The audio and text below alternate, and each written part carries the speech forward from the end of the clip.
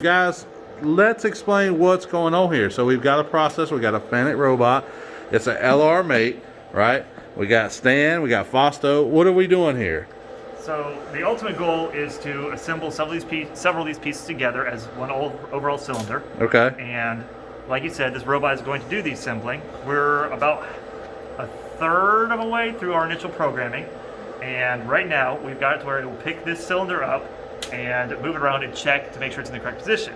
On the bottom of it, you can see there's 3 holes, and they're used for lining up to make sure it'll hold everything steady. Okay. There's a pin in here, which we are lining one of those holes up with. That's going to hold this cylinder steady so we can finish assembling. Put a spring and a smaller piece inside of here, and then eventually screw a cap on.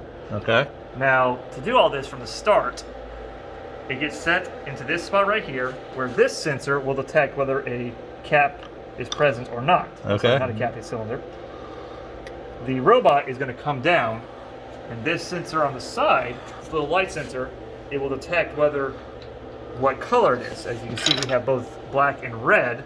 And silver. And that's correct, a silver one also.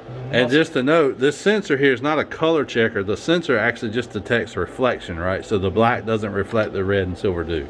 So this one will tell you there is a cylinder even present, so it doesn't matter whether there's a black or a red, it will see there's one there. And all this is tied into what?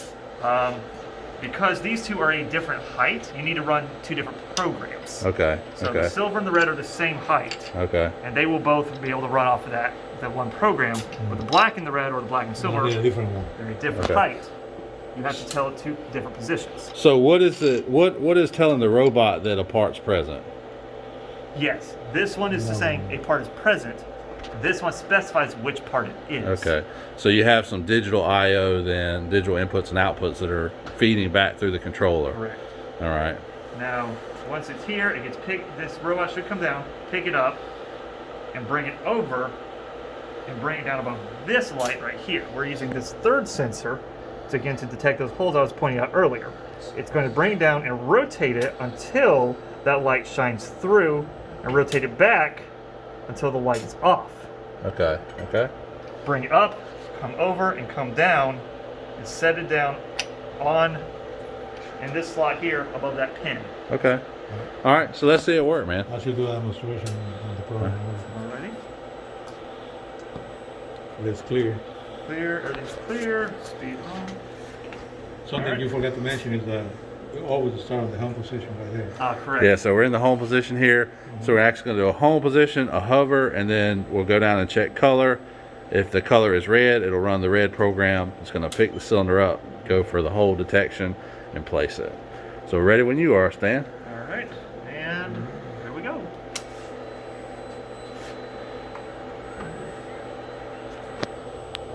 So right now, it's in a hover. It's going down for a Checking detection the of color. It sees what color it is. It's gone down and pick it up. All right. This, Right here is I just need to clean up the programming in between. so it went down. It found the hole. It rotated it 95 degrees. It sets it down. Goes in real fine here. Low. So it won't damage the part. So drops it in perfectly. And then from here, he's got to finish the program. But if you jog this robot out of the way real quick, Stan, I'll show him. Yes, one moment. Oh, that's wrong. World. There we go. Just go on. There we go. Go on. So if you'll look down in the hole here, you'll see that it set it in the pin there. Okay? Every time. Great job, guys.